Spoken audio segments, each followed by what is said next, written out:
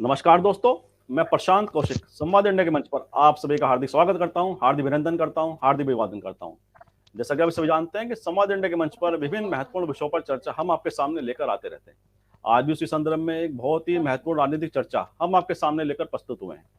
संवाद इंडिया के मंच पर आज की हमारी चर्चा है जो आगामी लोकसभा चुनाव है 2024 में।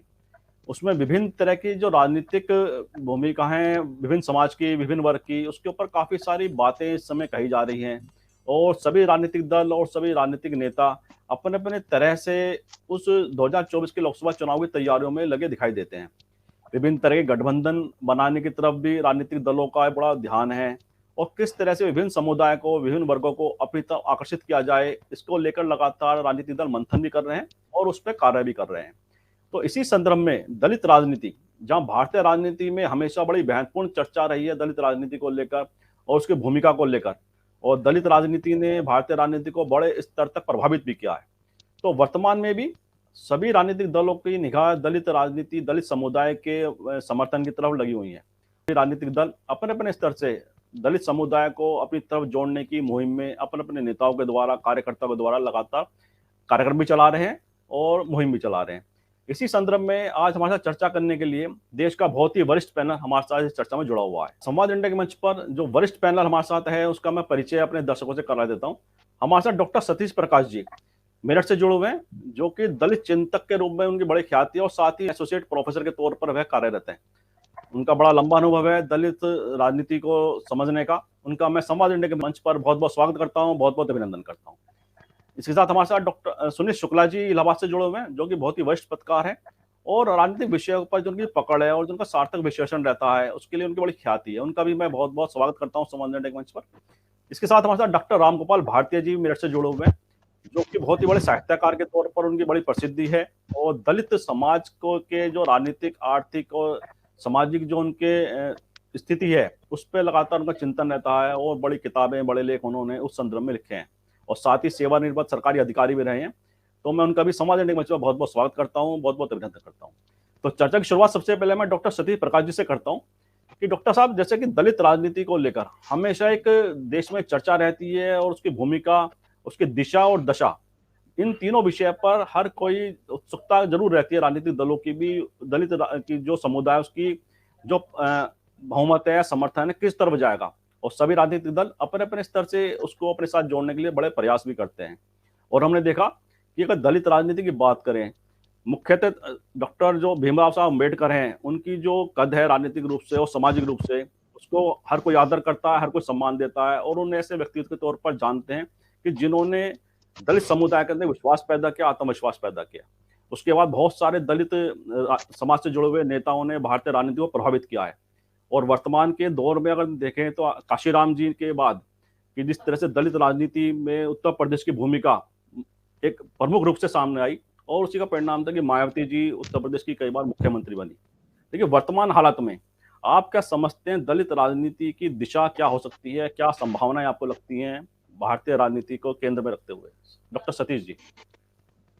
नहीं, देखिए, दलितों का जो मूवमेंट है वो एक दिन का मूवमेंट नहीं है। लगभग आप 200 साल से भारत में जो घटनाएं घट रही हैं, चाहे वो सामाजिक मूवमेंट है, चाहे वो पॉलिटिकल मूवमेंट है, चाहे वो आजादी की लड़ाई है, पिछले 200 साल में दलित जो है अपने आप को सिद्ध कर रहा है, तमाम जो भी मंच उसको मिले हैं। और एक अभी अगर आप जैसे उत्तर प्रदेश में देखेंगे, ये बात सच है कि 4 बार की सत्ता पाया हुआ दलित बहुत दिन तक सत्ता से दूर नहीं रह सकता। सत्ता पाने की जो उसकी लालसा है, इसमें कहीं कोई दो राय नहीं, वो उसको मजबूर करेगी कि वो कहीं ना कहीं लामबंद रहे।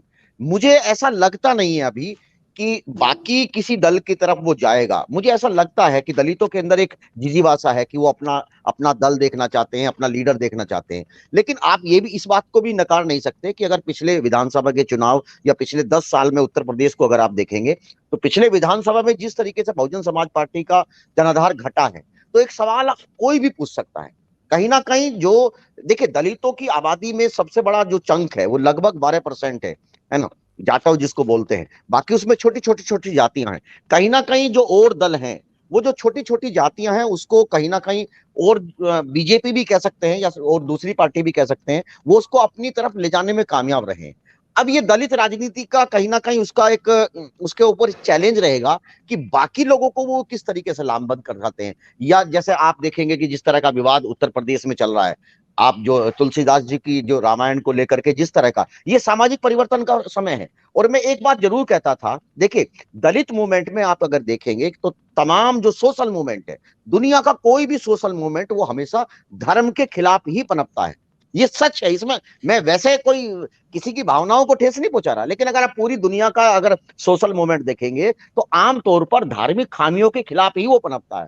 तो जैसे हालात हैं अभी पिछले 2-3 महीने में, अगर आप उत्तर प्रदेश की राजनीति को देखेंगे, तमाम पिछड़ों की ये मांग निकल के, क्योंकि अभी तक आप देखेंगे कि जो दलितों की आबादी है आमतौर पे वो बहुत ज्यादा सोशली अवेयर है अपने राइट्स के प्रति, है ना, संविधान के प्रति, या उसके उसकी कैसे कैसे सहभागिता हो। अभी उत्तर प्रदेश की जो पिछड़ी जातियां थी, मंडल के बाद में एक राजनीतिक परिवर्तन तो आया जिसका लाभ कुछ पार्टियों को जरूर मिला, लेकिन जिस तरह का उभार जो जो सोशल मूवमेंट या सोशल जिज्ञासा पिछड़ों के अंदर हो सकती थी, शायद वो नहीं हुआ। तो पिछले 2 महीने में एक एक नया तरह का ट्रेंड आया है कि जो पिछड़ों की जो ओबीसी जो जो जो जो जातियां हैं, वो जातीय जनगणना को लेकर के कहीं ना कहीं मुखर है। पहली बार वो कह रहे हैं कि नहीं, हम जातीय जनगणना करा के रहेंगे। या जिस तरह की तुलसीदास जी के ऊपर जो जो जो जो शब्दों को लेकर के जो रिएक्शन आया है, तो ऐसा लगता है, हो सकता है ये संभावित हो कि अगर दलित और पिछड़ा आसपास आते हैं तो निश्चित रूप से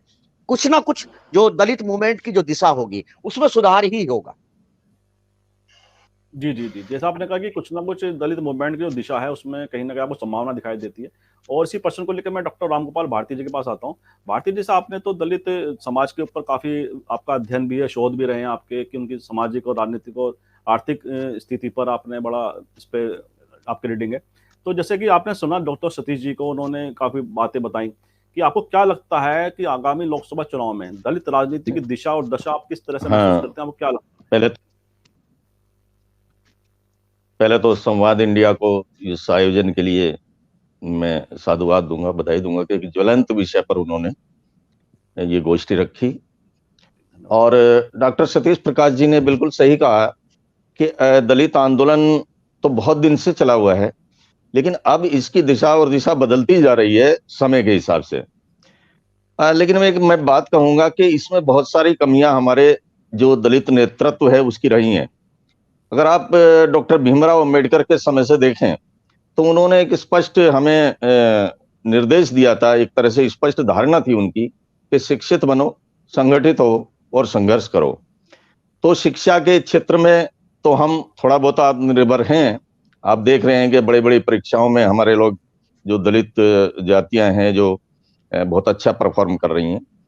और लेकिन संगठन के स्तर पे आपने देखा कि जितनी भी राजनीतिक जो हमारा बंटवारा है, दलित वोटों का बंटवारा जो है वो कभी भी इनके हित में नहीं रहा।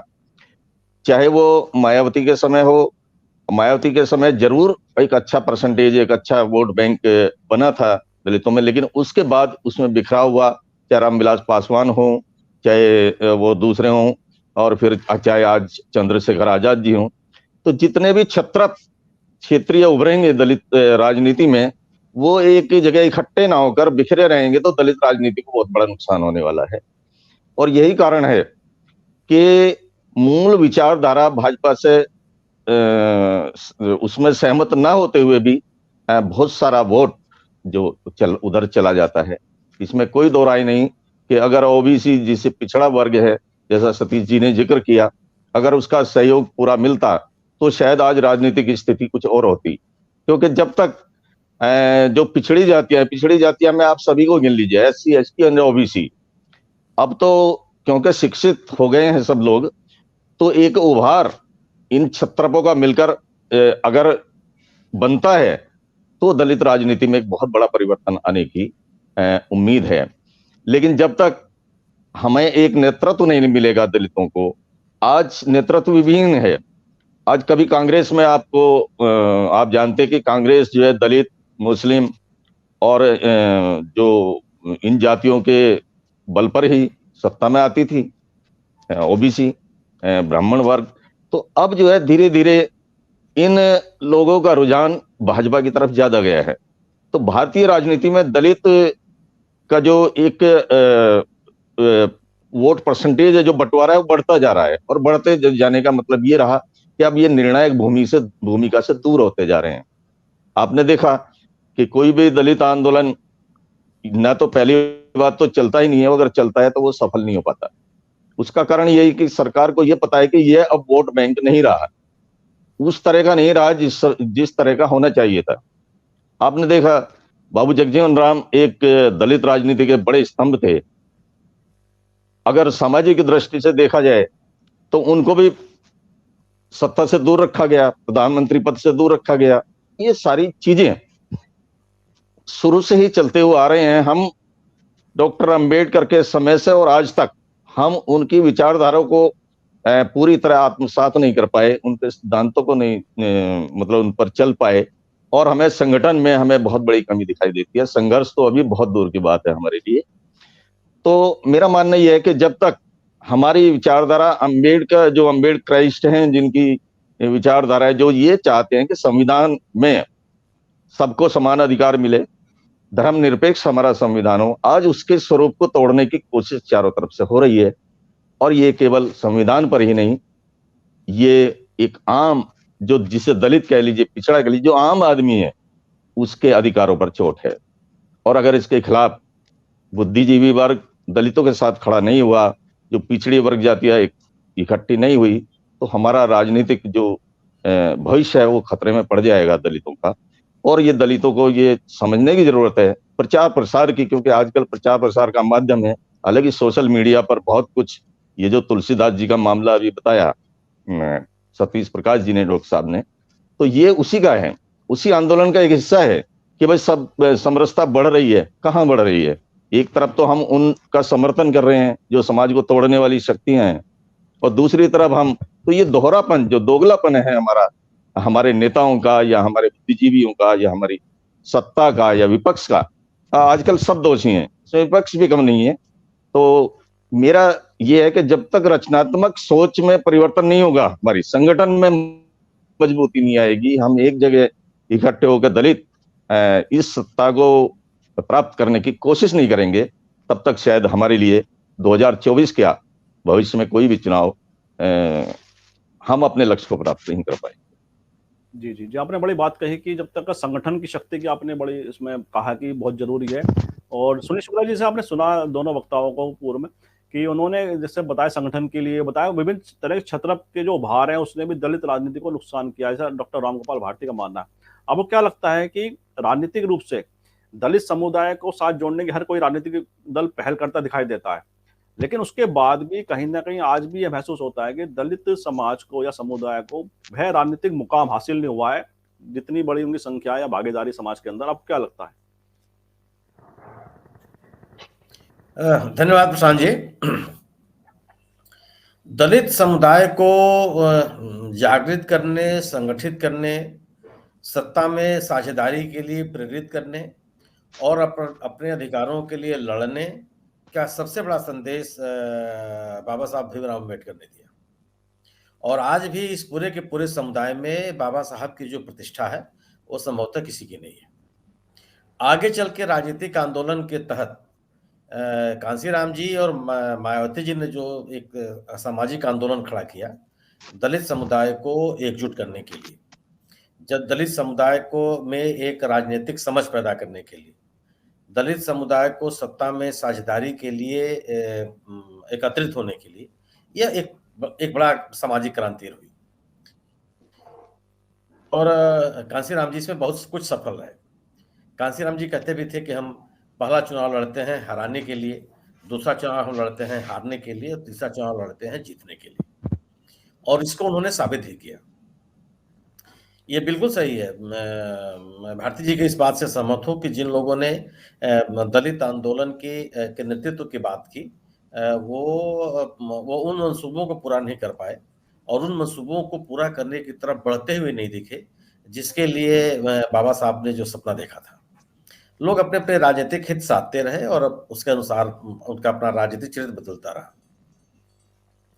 आज दलित समुदाय में एक तरह की चेतना है, और जो एक राजनीतिक चेतना है, उस चेतना को उसकी तेजी को कुंठित करने के लिए उसको अलग अलग तरीकों से बांटने का राजनीतिक दलों द्वारा या राजनीतिकों द्वारा किया जाता है। जाटो, गैर जाटो, वो दलित, ये दलित, अधिदलित, तमाम तरह के विभाजन करने के प्रयास किए गए। वो केवल यही था कि यह एकजुट न होने पाए। अगर एकजुट हो गए तो किस इनकी बड़ी बड़ी बड़ी राजनीतिक ताकत होगी। और वह दुर्भाग्य रहा कि ये बढ़ते चले गए। आज भी एक जो बड़ा आंदोलन था बहुजन समाज पार्टी का, उसको लोगों ने समेटते कहना शुरू कर दिया कि ये जो बहुसंख्यक जो है इसमें जाटो है और गैर जाटो नेतृत्व इसमें नहीं है। भारतीय राजनीति में दलितों के हिस्सेदारी से कोई इनकार नहीं कर सकता। और जिस किसी भी राजनीतिक दल ने इनको किनारे रखने की कोशिश की और उसको राजनीतिक सफलता नहीं मिल सकती है जिसकी वो अभिलाषा रखता रहा होगा। लेकिन अब हर राजनीतिक दल जो सत्ता के दावेदार राजनीतिक दल हैं, वो सब के सब दलित मतदाताओं में सेंध लगाने का प्रयास कर रहे हैं। उनका नेतृत्व करते हो कि न करते हो, उनके अभिलाषाओं के अनुकूल उनके कार्यक्रम है या नीतियां नहीं है, ये दिगर बात है। और दलित नेतृत्व के भीतर से भी अब लीडरशिप पैदा हो रही है। मेरी अपनी समझ है, मैं गलत भी हो सकता हूं, कि आज भी दलितों की सर्वाधिक सम्माननीय नेता मायावती जी है। उनके ऊपर दलित समुदाय का बहुत आदर है। लेकिन एक बड़ा वर्ग है, युवाओं का एक वर्ग पैदा है जिसने कांशीराम जी के और मायावती जी को राजनीति करते हुए देखा नहीं है। उसके अंदर लीडरशिप पैदा हो रही है और उसमें कम से कम उत्तर प्रदेश में चंद्रशेखर रावण ने अपनी एक ताकत बनाई है। और यह ताकत केवल इसलिए बन पाई कि मायावती जी की निष्क्रियता, जो राजनीतिक निष्क्रियता उनकी तरफ से दिखाई पड़ी, और यह भाव बनने शुरू हो गए कि वह भारतीय जनता पार्टी के साथ है या भारतीय जनता पार्टी की राजनीति को प्रश्रय दे रही हैं, उसका विरोध नहीं कर रही। अगर प्रश्रय न भी दे रही हो तो विरोध नहीं कर रही।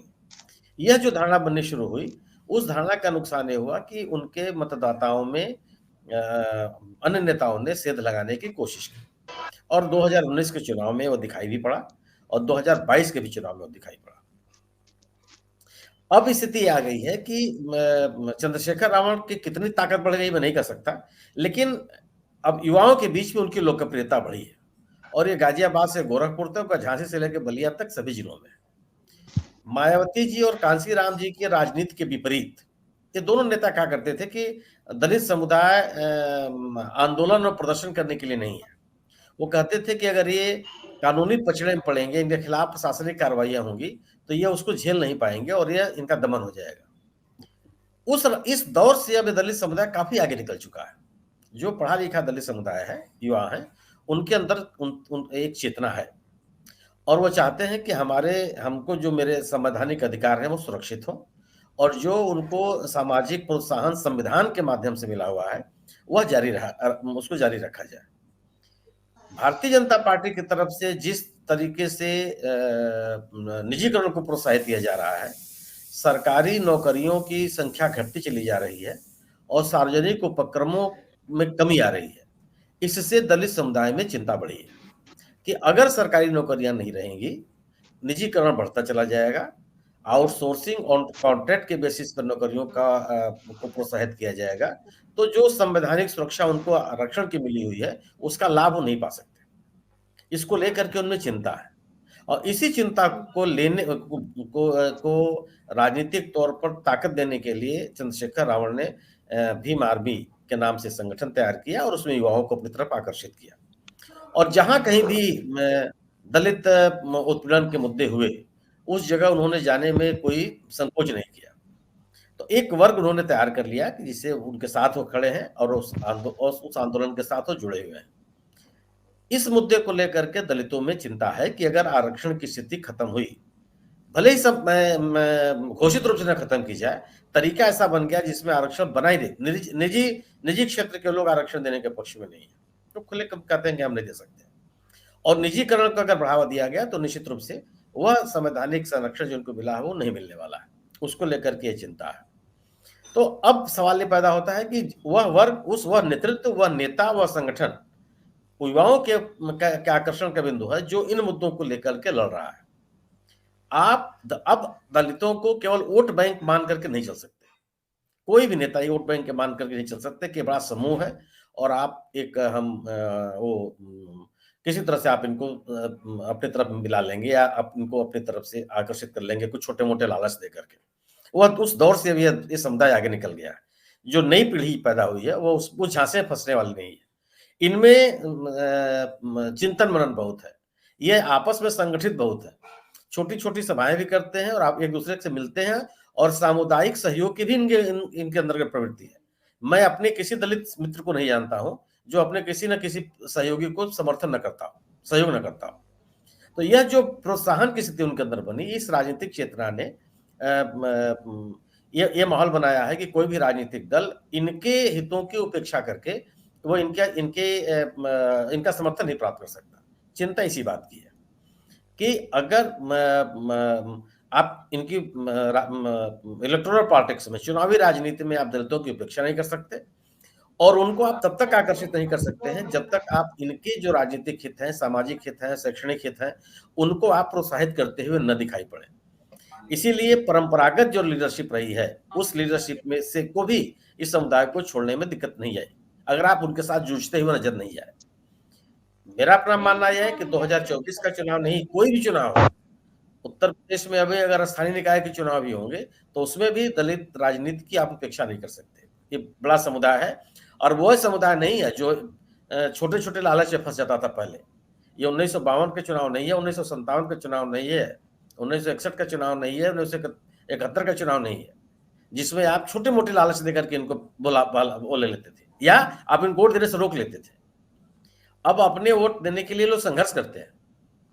वह उस दौर से आगे निकले हैं। कोई इलाका होता होगा जहां पर कि ये वोट न दे पाते हो, लेकिन वो स्थिति नहीं है। युवाओं में अपने अधिकारों को लड़ने की एक ताकत आई है और इसीलिए मैं अधिकांश जिलों में आप पाएंगे जहां इनके संगठन है। अगर कोई लीडरशिप नहीं भी है तो इनके अपने संगठन है और अब इनके बड़े नेताओं को भी इन्होंने को छोड़ने में इन्होंने कोई परहेज नहीं किया। आप बिहार की भी राजनीति में देख लीजिए और उत्तर प्रदेश की राजनीति में देख लीजिए। जिस में 20 से 30% जो जनसंख्या हो उसका विधानसभा में केवल एक सीट जिसको मिले, ये बहुत बड़ा राजनीतिक संदेश है कि कहां चले गया। लेकिन फिर इन्होंने एक कंसोलिडेट होना शुरू और मैं दो उपचुनावों को उत्तर प्रदेश में एक टर्निंग पॉइंट मानता हूं। वह है कि खतौली विधानसभा का उपचुनाव और मैनपुरी लोकसभा का उपचुनाव। इस दोनों उपचुनाव में दलित समुदाय ने भारतीय जनता पार्टी संगठन को, गठबंधन को छोड़ करके समाजवादी पार्टी गठबंधन को वोट दिया और उसमें किसी की नहीं चली। कोई नेता उसमें हस्तक्षेप नहीं कर पाया। चंद्रशेखर रावण ने समाजवादी पार्टी गठबंधन को वोट दिलवाने के लिए जो दलित समुदाय में एक पैठ बनाने की कोशिश की और राष्ट्रीय लोक दल ने जो प्रयास किया पश्चिमी जिलों में, उसका परिणाम मिला। क्योंकि भारतीय जनता पार्टी को लेकर के अगर आप किसी से बात कीजिए वो चिंतित है। अगर नौकरी नहीं होगी तो किस तरह से, कहां से आप आरक्षण देंगे और आरक्षण इनको नहीं मिलेगा तो निश्चित रूप से इनका जो शैक्षणिक पिछड़ापन है, सामाजिक पिछड़ापन है, आर्थिक पिछड़ापन है, वो कहां से दूर कर पाएंगे? कौन इनको रोजगार देगा? आय के साधन इनके पास क्या होंगे? तो और हालात इनके पास है कि जो जिस तरीके से स्थितियां बदलती जा रही हैं, अगर किसी के पास छोटी मोटी आमदनी है भी तो जो दूसरे खर्चे हैं उन खर्चों को ही मीट आउट करने में खत्म हो जा रहे हैं। बाकी अपने जीवन के जो गुणात्मक पक्ष है उसको इनकी उपेक्षा करनी पड़ती है। अगर आप अपने बच्चे को पढ़ाने के लिए आपको बहुत ज्यादा पैसा खर्च करना पड़ रहा, आपको जीवन जीने के लिए, अपने वृद्धों के लिए, अन्य लोगों के स्वास्थ्य संबंधी सुरक्षा में आपको बहुत ज्यादा पैसा खर्च करना पड़ रहा हो, तो निश्चित रूप से जो अन्य पक्ष जो आपके जीवन के हैं वो प्रभावित हो जाएंगे। आपके खान पान का स्तर वो नहीं रह जाएगा, रहन सहन का आपका स्तर आप हासिल नहीं कर पाएंगे, आपका एक्सपोजर की स्थिति नहीं रहेगी और जो संसाधन आपको चाहिए आगे बढ़ने के लिए वो आप जुटा नहीं सकते। बड़ी शिक्षा पाने में आपको दिक्कत होगी क्योंकि आपके पास वो संसाधन नहीं है जो आप बिना नौकरी के जुटा पाते हैं। तो जो नौकरियों के अवसर कम हो रहे हैं और जिस तरह से सरकारी नौकरी नहीं मिलेगी, आरक्षण नहीं मिलेगा, नौकरी नहीं मिलेगी, आपके पास संसाधन नहीं होगा तो आपकी क्रय शक्ति उतनी नहीं होगी। जब क्रय शक्ति आपकी उतनी नहीं होगी तो आप आर्थिक रूप से विकसित नहीं होंगे तो आपके जीवन का गुणात्मक पक्ष प्रभावित होता चला जाएगा। ये तमाम पक्ष है जिसको लेकर के दलित समुदाय में चिंता है और इसीलिए मुझे लगता है कि ये जो सुगबुगाहट है और वह इन राजनीतिक दलों के लिए चिंता का विषय हो गया है। और इसीलिए मुझे लगता है कि एक जो राजनीतिक साख बनाई है कांग्रेस ने अपने इस भारत जोड़ो यात्रा के माध्यम से, उसमें ये हो सकता है कि दलित समुदायों का एक नेतृत्व का फिर से वो कांग्रेस की तरफ अपने आप को जानने के लिए मन बनावे या उनकी तरफ उनका आकर्षण बढ़े। क्यों? और यह कम से कम अल्पसंख्यकों में तो दिखने लगा है। अल्पसंख्यक अपने आप को बहुत कुछ जुड़ा पा रहे हैं कि एक हो सकता है कि कांग्रेस इनके लिए एक विकल्प बन जाए। लेकिन यह निश्चित रूप है कि आप दलित हितों की उपेक्षा करके आप दलित समर्थन की उम्मीद किसी भी राजनीतिक दल को नहीं करना चाहिए। जी प्रशांत जी। जी जी, बहुत विस्तृत तरीके से आपने विभिन्न तरह के मुद्दों को सामने रखा कि एक तो निजीकरण की आपने बात कही और कहा कि जिस तरह से विभिन्न जो चुनौतियां समाज के सामने हैं वह कहीं ना कहीं राजनीतिक रूप से भी उसको प्रभावित करती रही है। तो मैं डॉक्टर सतीश जी के पास आता हूँ। सतीश जी से आपने सुना, सुनील जी को भी और डॉक्टर रामगोपाल जी को भी, कि उन्होंने बड़े विस्तृत तरह से व्याख्या की। हम अगर देखें वर्तमान में जो राजनीति है दलित समाज को लेकर, जैसे सुनील जी ने कहा कि मायावती जी वर्तमान में भी निर्विवाद रूप से सबसे बड़ी नेता माने जाते हैं दलित समुदाय की। लेकिन पिछले कुछ चुनाव अगर हम देखें बहुजन समाज पार्टी के दृष्टिकोण से या दलित समाज की राजनीति के हिसाब से, तो बहुजन समाज पार्टी का जो आधार है धीरे धीरे कम होता जा रहा है वो। और पिछले विधानसभा में चुनाव में उत्तर प्रदेश में मात्र एक सीट पर बहुजन समाज पार्टी सिमट कर रह गई। अब वो क्या लगता है कि जो दलित समुदाय का समर्थन जो मायावती से अलग अलग धीरे धीरे विभिन्न पार्टियों में सम्मिलित हो रहा है, उसके पीछे क्या कारण देखते हैं? और साथ ही अभी कुछ दिनों की अगर हम बात करें, मायावती जी की सक्रियता कहीं ना कहीं ट्विटर के माध्यम से दिखाई दी, और साथ में जो अकाली दल पंजाब में उनसे उनकी गठबंधन की भी उन्होंने घोषणा की कि आगामी लोकसभा चुनाव हम अकाली दल के साथ मिलकर लड़ेंगे। साथ ही चर्चा ये भी निकल के आ रही है कि शरद पवार के जी के साथ भी उनकी कहीं ना कहीं बातचीतें लोकसभा चुनाव में महाराष्ट्र में गठबंधन की चल रही हैं। इसमें क्या सत्यता है तो खैर समय बताएगा, लेकिन इस तरह की जो बातें सामने निकल कर आ रही हैं, वो क्या लगता है मायावती जी सक्रिय अगर हो जाती हैं राजनीति में पुनः, और उससे दलित राजनीति को आप किधर जाता दिखाई देती है आपको? क्या मानते हैं आप? नहीं, देखिए प्रशांत जी, चाहे राजनीति हो या जीवन का कोई भी क्षेत्र हो, अगर आप सफल हैं तो जो सफलता में जो चीजें आपके टूल्स होती हैं जिनसे आप सीखते हैं, जब आप असफल होते हैं तो वही टूल्स जो कल आपकी विशेषताएं थी कहीं ना कहीं वो झूठी सिद्ध हो जाती है। देखिए, समय चाहे कोई संगठन हो या कोई भी व्यक्ति हो, साइंस हर जगह कहीं ना कहीं अप्लाई होती है, डार्विनवाद सब जगह चलता है। जो भी संगठन समय के अनुकूल अपने आप को ढालेगा वही सरवाइव करेगा। आज जो दलितों का जो मूवमेंट है, जैसा सुनील जी ने कहा, भारती जी ने एक बात कही कि ये अब आबादी में वो लोग हैं ना कि जिन्होंने मान्यवर काशीराम जी और बहन जी का जो वो संघर्ष, वो शायद उनके लिए अब वो पुरानी चीज हो चुकी। लेकिन आपको ये भी मानना पड़ेगा कि अभी भी दलित समाज बहुत अवेयर है। मैं तमाम उत्तर प्रदेश और ये आसपास का जो रीजन है, यहाँ तमाम लोगों को देखता हूं कि हर गली और हर मोहल्ले में एक एक आदमी 4-4, 5-5 कुर्सियां लगा करके अपनी जोत जगा रहा, बाबा साहब की बातें बता रहा है, कबीर की बातें कर रहा है, समाज सुधार की बातें कर रहा। तो एक ऐसा समाज जहां इतना संगठन है, जहां इतनी बातें हैं, जहां इतने विचार हैं, आखिर वो क्या कारण रहे कि वो राजनीतिक रूप से एक बड़ी सफलता पाने के बावजूद भी वो पीछे की ओर गया? कहीं ना कहीं आज चिंतन करने की आवश्यकता है, इसमें कहीं कोई दो राय नहीं।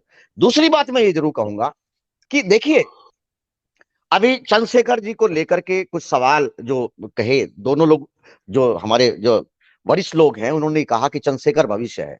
देखिए, समाज से ऊपर कोई नहीं हो सकता। नेता वही होता है कि जो समाज की मनोस्थिति के अनुकूल अपने आप को चला सके। समाज के ऊपर बैठ करके आप किसी समाज को लीड नहीं कर सकते। जब ये दलित समाज ये चाहता था कि चंद्रशेखर जी का कितना सम्मान किया, चंद्रशेखर जी को इस दलित समाज ने क्या नहीं दिया? वो हर चीज दी जिसके लिए लोगों का जीवन लग जाता है। लेकिन उसके बावजूद भी अगर दलित समाज ये चाहता था कि वो सामाजिक मूवमेंट कहीं ना कहीं आगे बढ़ाएं, पॉलिटिकल मूवमेंट कहीं ना कहीं आज भी बहुजन समाज पार्टी के रूप में ही देखता है। तो ऐसे में यही समाज, देखिए समाज, मैं फिर ये कहूंगा कि समाज के बहुत सारे लोग ये कहीं ना कहीं मानते हैं कि कहीं इससे, इस उभार से जो दलितों का जो पॉलिटिकल मूवमेंट है, अगर वो कमजोर हो गया और अगर ऐसे आरोप चंद्रशेखर जी के ऊपर लगे तो शायद भविष्य में इनको सुधारने का या इनको हित साधने का उनको मौका नहीं मिल पाएगा। ये बात कहीं ना कहीं है, इसमें कहीं कोई दो राय नहीं। दूसरी बात, एक चीज मैं और कहूंगा, जैसे तमाम जो पॉलिटिकल डिबेट होती है आपके, देखिए अब ये मंथन करने का समय है, इसमें कहीं कोई दो राय नहीं है। हमारे पास बहुत सारी चीजें हैं। कल बहुजन समाज पार्टी की यही ताकत थी कि वो समय से पहले ही टिकट बांट देती है। मान्यवर काशीराम जी ने इसके पीछे एक लॉजिक दिया कि भाई हम पहले टिकट इसलिए देते हैं ताकि जो हमारा कैंडिडेट है, जो प्रत्याशी है, उसके पास पैसे नहीं है, वो पैसे की कमी कहीं ना कहीं अनुकूल ढालेगा, लंबा उसको समय मिलेगा, कम संसाधनों में ज्यादा प्रचार करेगा। आज वही इसी उत्तर प्रदेश में और इसी देश में ये हो रहा है कि आम तौर पर बहुजन समाज पार्टी के कैंडिडेट को देख करके बाकी लोग अपना कैंडिडेट तय कर रहे हैं, और जो उसकी ताकत बनी थी आज कहीं ना कहीं वही उसके लिए एक थोड़ा सा समय हो गया। तो मेरा कहने का मतलब यह है कि जो सारी चीजें पहले जो सारी चीजें हुई हो, समय के अनुकूल ढालें, समय के अनुरूप चलें। आज यूथ क्या चाहता है, आज दलितों का यूथ ये चाहता है कि मेरा लीडर भी ऐसा ही दिखाई दो, उसकी भाषा भी आक्रामक हो, उसके अंदर भी ताकत हो, उसके अंदर भी विचार हो, उसके कपड़े भी अच्छे हो, उसमें हर चीज हर वो क्वालिटी हो जो बाकी जो और लोगों के लीडर्स में है। तो इस तरह के इन मनोस्थिति को आपको जानना ही पड़ेगा। एक छोटी सी बात मैं जरूर कहूंगा कि देखो, मुझे अभी भी लगता है, फिर मैं वही कि 4 बार की सत्ता पाया हुआ दलित बहुत दिन तक सत्ता से दूर नहीं रह सकता। अब वो समय नहीं है, अब वो समय नहीं है कि वो कांग्रेस के पीछे जाएगा या बीजेपी के पीछे जाएगा या समाजवादी पार्टी के पीछे जाएगा। मैं दावे के साथ कह सकता हूं कि लीडर उसका अपना ही होगा। विरासत की पॉलिटिक्स दलितों में नहीं होती। अगर पासवान जी को देखेंगे, वहां वो लीडर रहे लेकिन शायद उनका परिवार उस तरीके से लीड नहीं किया। अगर आप बाबूजी को देखेंगे तो बाबूजी दलितों के लीडर रहे, लेकिन आप ये देखेंगे कि वो दलितों के लीडर रहे लेकिन उनके परिवार के लोगों को दलितों ने लीडर नहीं माना।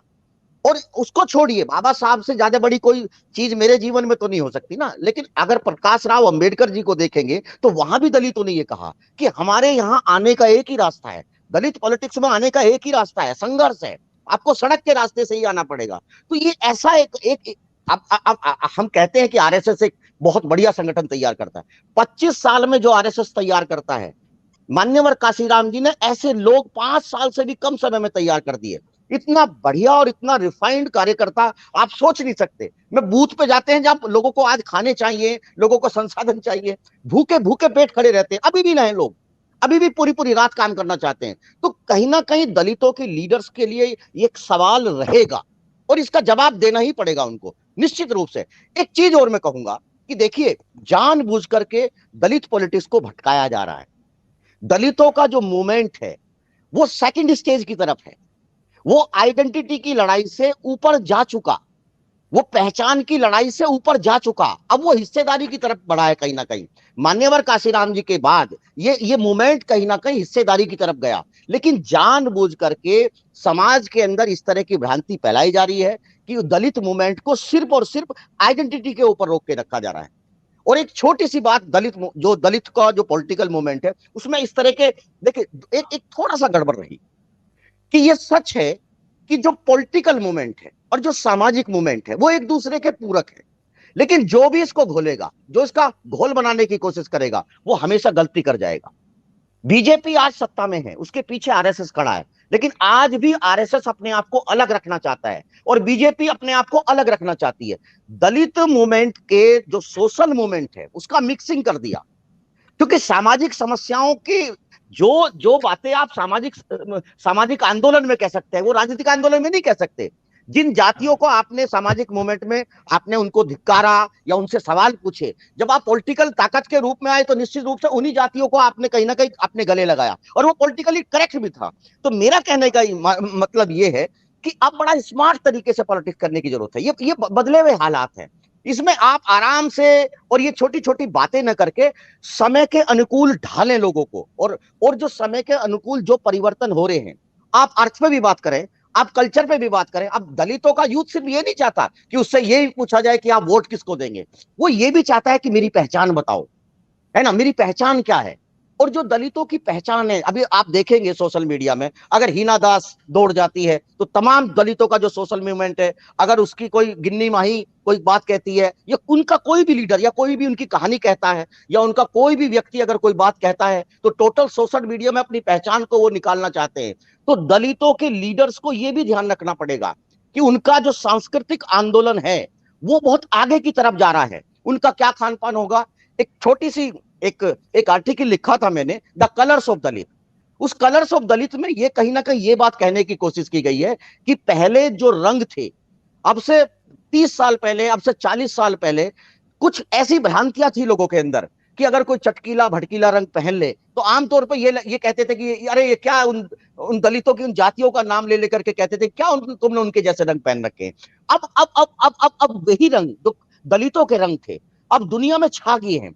कोई भी महिला अपनी खूबसूरती को अगर दिखाना चाहती है, कोई भी मॉडल दिखाना चाहती है, उसको वही चटकीले भड़कीले रंग पहनने पड़ेंगे। ये परिवर्तन हो गया दलित मूवमेंट में। तो मैं ये कहना चाहता हूं सर कि तमाम दलितों के लीडर्स को अब ये मंथन करने का समय है। और राजनीतिक रूप से राजनीति कोई बहुत अस्थायी चीज नहीं होती है। राजनीति में बहुत सारे ऐसे काम हुए कि आप कभी जीरो होते हैं, कभी आप बहुत ऊपर चले जाते हैं। बीजेपी को आप देखेंगे, है ना, कितनी सीटें कहां उतार चढ़ाव है। उनके पास एक लीडर आया, उसने उन सारी कमियों को ढांक दिया। तो बस यही एक समय है। अभी भी मुझे लगता है कि दलित मूवमेंट में बहुत ऊर्जा है, पॉलिटिकली वो कहीं ना कहीं बढ़ेगा। अभी वो शायद किसी की तरफ नहीं जाने वाला। इस चुनाव में भी अगर आप देखेंगे, अगर थोड़ा सा परिवर्तन करने की आवश्यकता है। जी प्रशांत जी।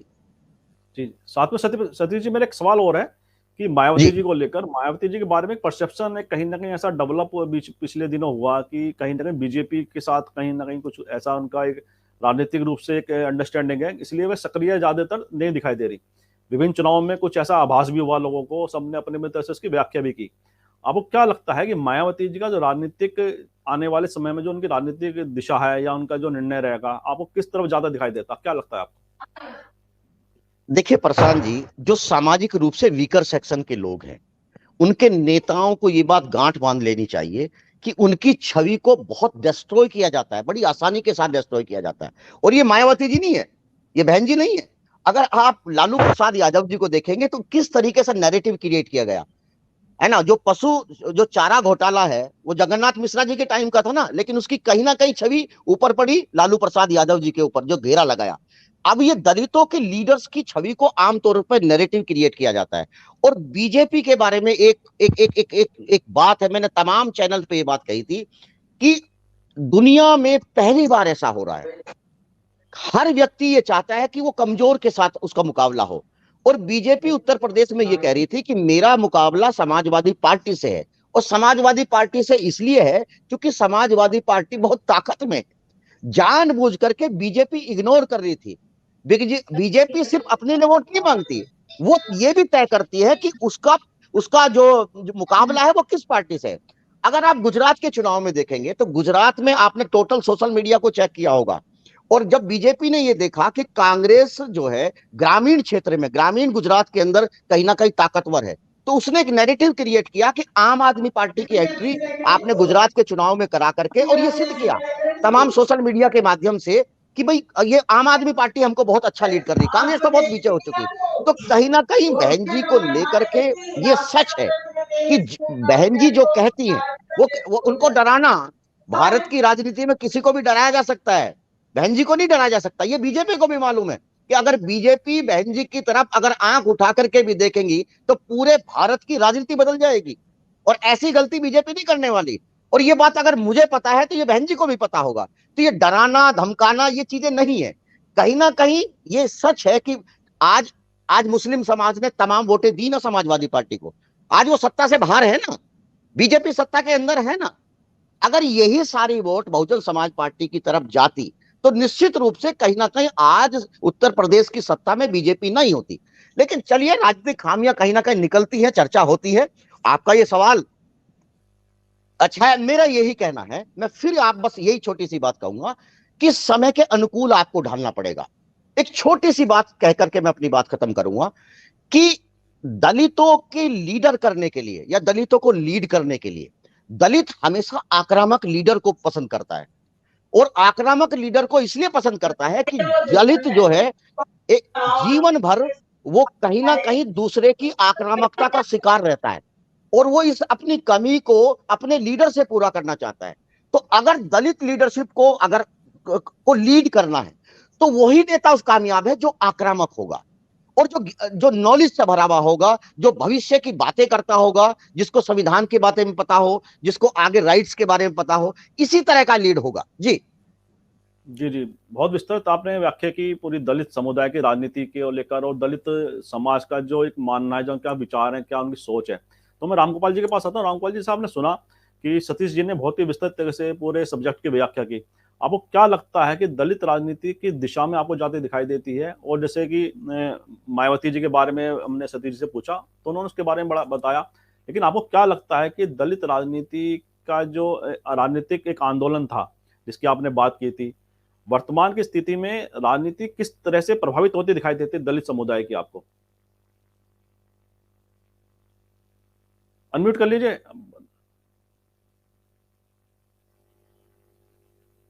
जी बोलिए।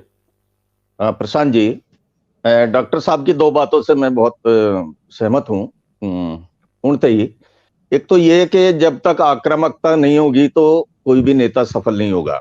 आपने देखा मोदी जी ने कितनी आक्रामकता से संसद में अपनी बात रखी, चाहे वो गलत है चाहे सही है, तथ्य तो अलग हैं, लेकिन आक्रामकता एक सफल नेता का एक बहुत बड़ा गुण होता है। और वो मायावती जी के वर्तमान में तो कम से कम वो दिखाई नहीं दे रही। जैसा आपने सवाल किया कि मायावती जी कम मुखर हैं, वो यदा कदा ही कुछ बोलती हैं तो उनकी रणनीति कुछ हो सकती है, वो अलग बात है। एक ये बात पे मैं सहमत हूं। दूसरा ये कि 2024 में जो दलित वोट बैंक है वो एक जगह नहीं जाने वाला, कहीं एक स्थान पर नहीं जाने वाला, क्योंकि अभी वो परिस्थिति दलितों के सामने नहीं है कि वो सर्वमान्य कोई नेता आज की तारीख में उनके समक्ष हो। क्योंकि हम तो गांव में जाते रहते हैं, हमें मालूम है कि जो मायावती जी का जो वोट बैंक थे, बहुत समर्थक थे पक्के, वो भी हमारे क्षेत्र में कम से कम इधर मेरठ, मुजफ्फरनगर और सहारनपुर, वो चंद्रशेखर रावण की तरफ मुड़े हैं, इसमें कोई दो राय नहीं है। दूसरे तरफ तो एक जगह तो नहीं जाने वाला। तीसरी एक बहुत महत्वपूर्ण बात उन्होंने कही कि जैसे भाजपा है, भाजपा का जो सपोर्ट है, सामाजिक सपोर्ट या सोशल सपोर्ट जो है उसे आरएसएस से मिलती है। तो अभी तक दलितों का जो राजनीतिक सपोर्ट है, जो राजनीति में सपोर्ट है, वो सोशल जो हमारे फॉर्म्स थे, जो सोशल संस्थाएं बनी हुई थी, उनमें इतनी ताकत अभी नहीं आई कि वो राजनीतिक रूप से राजनीति को प्रभावित कर सकें, उनको सपोर्ट करें। जो भी संस्थाएं हमारी बन रही हैं वो अभी उतनी उस स्थिति में नहीं है कि वो राजनीति को प्रभावित कर सकें। इसके बहुत सारे आर्थिक और सामाजिक कारण भी हैं। देखिए, बहुत युगों से, सदियों से ये चलता आ रहा है कि जो समृद्ध, जो दूसरी जातियां हैं सामान्य, उनका जो बेस है, जो आर्थिक स्थिति है, बहुत मजबूत थी पहले से ही, और उनके सामने आजीविका की समस्या नहीं थी। वो राजनीति में बड़े सहज तरीके से चले जाते थे। किसान आंदोलन की सफलता क्यों थी? क्योंकि किसान समृद्ध थे, आर्थिक रूप से उनके सामने कोई समस्या नहीं थी, आजीविका की समस्या नहीं थी, वो अपनी मांगों के लिए अड़े थे, इसलिए वो सफल हुए। दलितों का कोई भी आंदोलन सफल इसलिए नहीं हो पाता, खास तौर से क्योंकि वो सामाजिक रूप से, आर्थिक रूप से अपनी आजीविका में लगे रहते हैं।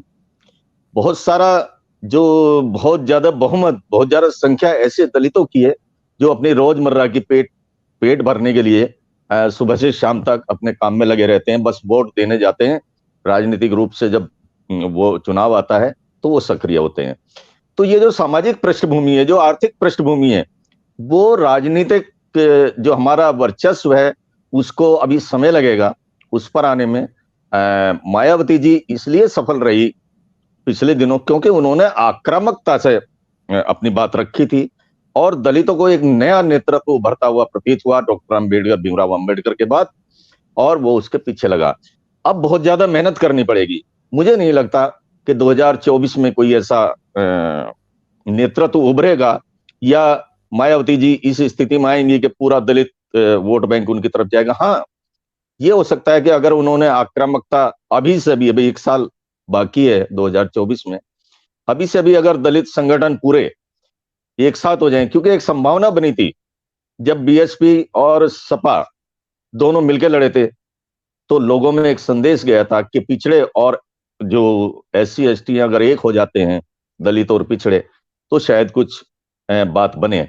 लेकिन महत्वाकांक्षाएं नेताओं की आप जानते हैं कि बहुत, जनता पार्टी के समय भी और आज भी सब महत्वाकांक्षाएं टकरा जाती हैं, तो उस तरह का कोई गठजोड़ नहीं हो पाया। लिहाजा अगर दलित वोट बैंक को ऊपर आना है और राजनीति में अपना निर्णायक भूमिका निभानी है, तो उसे एक छत्र के नीचे आना पड़ेगा। और कम से कम इधर जो हमारा हिंदी क्षेत्र है, उत्तर प्रदेश और पंजाब, हरियाणा और इधर का जितना भी क्षेत्र है, मायावती को पुनः आक्रामक तरीके से सामने आना पड़ेगा, क्योंकि कांग्रेस की तरफ भी जा सकता है, जैसा शुक्ल जी।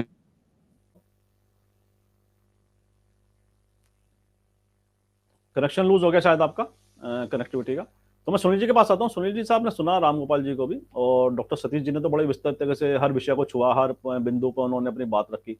आपको क्या लगता है, पूरी चर्चा को अगर माने, पूरा जो अवलोकन है उसका, दलित राजनीति की वर्तमान स्थिति के सामने मतलब उनके लिए क्या चुनौतियां हैं, और कैसे जो मुख्य धारा में भूमिका दलित राजनीति की, मायावती जी जब मुख्यमंत्री बनी तो एकदम से मुख्य धारा में भूमिका थी दलित राजनीति की, सभी का ध्यान दलित समुदाय को अपनी तरफ आकर्षित करने का था। और वर्तमान में जैसे चंद्रशेखर रावण की भूमिका के बारे में डॉक्टर राम गोपाल जी ने बताया कि कहीं ना कहीं युवा पीढ़ी को उन्होंने आकर्षित किया है। क्या ये दलित राजनीति को मजबूत करेगा या नुकसान करेगा? आपको क्या लगता है, पूरे परिदृश्य में दलित राजनीति की भूमिका को अगर देखें? सुनील शुक्ला जी। अब इतने दिनों के बाद जो सबसे बड़ी चुनौती दलित राजनीति की है वह है उसके संगठित रहने की। अगर इनके संगठन में किसी तरह की कोई कमजोरी आई तो इस आंदोलन को यह इससे हालात और कमजोर कर देंगे। निश्चित रूप से भारतीय जनता पार्टी की तरफ दलितों का एक झुकाव दिखा था, 2017 के चुनाव में भी दिखा था और 2019 के भी चुनाव में दिखा था। लेकिन भारतीय जनता पार्टी को लेकर के दलितों में एक तरह का अविश्वास की स्थिति बनी है, और वह अविश्वास की स्थिति केवल यह बनी है कि निजीकरण के प्रोत्साहन के कारण उनको लगता है कि निजीकरण के प्रोत्साहन से इनका जो आरक्षण का मसला है वह बुरी तरह से प्रभावित होगा। और इस समय जो लोग भी दलित राजनीति का नेतृत्व कर रहे हैं उनके सामने सबसे बड़ी चुनौती यही है कि वह अपने लोगों को एकत्रित रखें, संगठित रखें, और संगठन के बूते पर जो दलित राजनीति ने अपनी राजनीतिक ताकत बनाई थी, राजनीतिक साझेदारी बनाई थी, राजनीतिक संगठनों में अपनी ताकत बनाई थी, वह उनकी एकता थी। उन लोगों को लगता है कि एक साथ ही चलेंगे। लेकिन अगर इस दलित समूह में बंटवारा हुआ, जैसा कि बिहार में हुआ, दलितों और अदलितों के बीच में नीतीश कुमार जी ने बड़े ढंग से बंटवारा कर दिया, और वह स्थिति अगर बनी रही तो निश्चित रूप से यह दलित आंदोलन के लिए जो बड़ी मेहनत और ताकत से कांशीराम जी ने और मायावती जी ने